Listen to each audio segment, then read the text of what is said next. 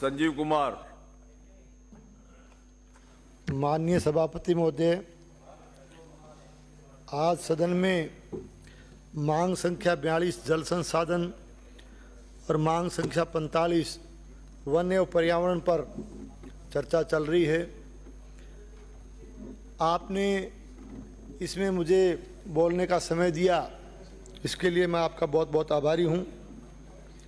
माननीय सभापति महोदय, हमारा हनुमानगढ़ और गंगानगर जिला कृषि प्रधान इलाका है और सिंचित क्षेत्र से मैं आता हूं। अतः अपने क्षेत्र की सिंचाई की समस्याओं का जिक्र मैं सदन में रखना चाहता हूं। सभापति महोदय, विधानसभा क्षेत्र भादरा और नौर में बाखड़ा सिंचाई परियोजना से बाखड़ा मेन लाइन से अमर सिंह सब ब्रांच और सिद्धमुख नहर सिंचाई परियोजना से सिंचाई और पेयजल की व्यवस्था इस क्षेत्र में होती है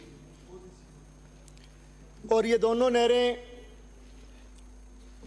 हरियाणा बॉर्डर पर स्थित CP5 से पानी जो है राजस्थान में इन नहरों का प्रवेश करता है। जहाँ तक डिजाइन डिस्चार्ज का सवाल है, अमर सिंह सब ब्रांच का 355 क्यूसेक का पानी निर्धारित है और इसके साथ साथ सिद्धमुख सिंचाई परियोजना का 564 क्यूसेक पानी डिजाइन डिस्चार्ज के अनुसार इसमें निर्धारित किया गया है। और इसके अलावा नौर क्षेत्र की जो नौर फीडर और बरुवाड़ी वितरिका है, उसका करीब 332 क्यूसेक पानी इसमें डिजाइन डिस्चार्ज के मुताबिक इसमें निर्धारित है।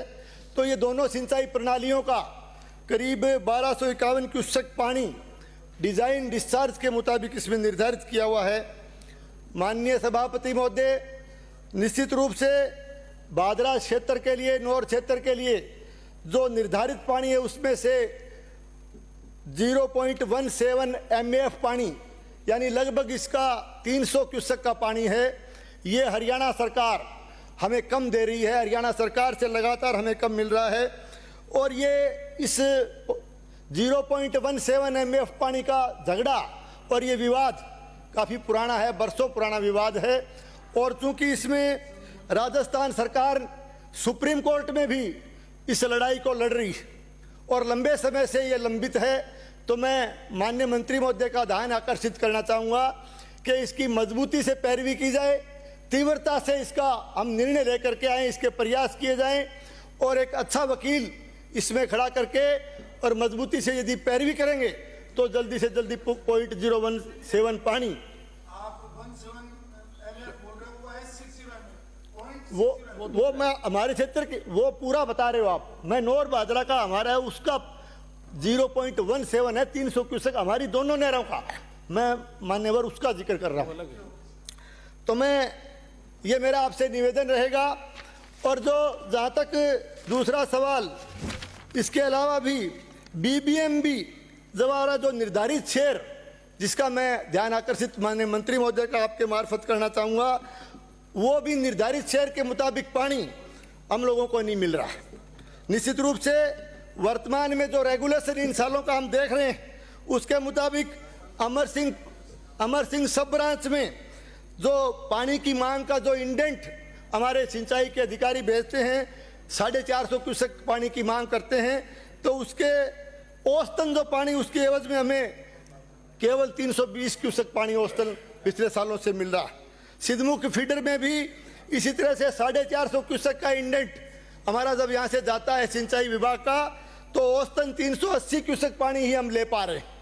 तो ये चीज़, इसकी वजह से लगातार टेल का किसान न केवल सिंचाई पानी के लिए बल्कि पेयजल के लिए भी लगातार किसान को त्राई करनी पड़ रही है और लगातार इलाके में किसानों के द्वारा आंदोलन भी होते हैं। तो मैं आपसे निवेदन करना चाहूँगा और इसके साथ साथ बीच बीच में जो फ्लक्चुएशन आता है, पानी का उतार चढ़ाव आता है, उसकी मार भी हमारे इलाके को झेलनी पड़ती है। लगातार हमारी बारियां पिटती है, किसानों की बारियां पिटती है। तो मैं माननीय मंत्री महोदय का ध्यान आकर्षित करना चाहूँगा कि हरियाणा सरकार से पूरा पानी हमारे इन दोनों नहरों के लिए, दोनों सिंचाई प्रणालियों के लिए दिलवाने की आप कृपा करें। मैं माननीय सभापति महोदय आपका ध्यान आकर्षित, मैं आपके मार्फत माननीय मंत्री महोदय का ध्यान आकर्षित करना चाहूँगा कि सिद्धमुख नहर सिंचाई परियोजना के तहत केंद्रीय जल आयोग के द्वारा 1989-90 में हनुमानगढ़ व चूरू जिले के लिए एक तरह से भादरा, नौर, तारानगर और राजगढ़ का जो एरिया, उसके करीब 106 गाँव के लिए सिंचाई सुविधा उपलब्ध कराने की योजना जो है सिद्धमुख नहर सिंचाई परियोजना के नाम से स्वीकृत की गई। इसमें जो मूल स्वरूप था इसका, उससे मेरे क्षेत्र के 14 गाँवों को भी उससे जो है वंचित कर दिया गया। उसके अलावा नौर विधानसभा क्षेत्र के भी गांव उसमें वंचित रह गए। तो मैं लगातार इसकी मांग इलाके के किसान करते गए।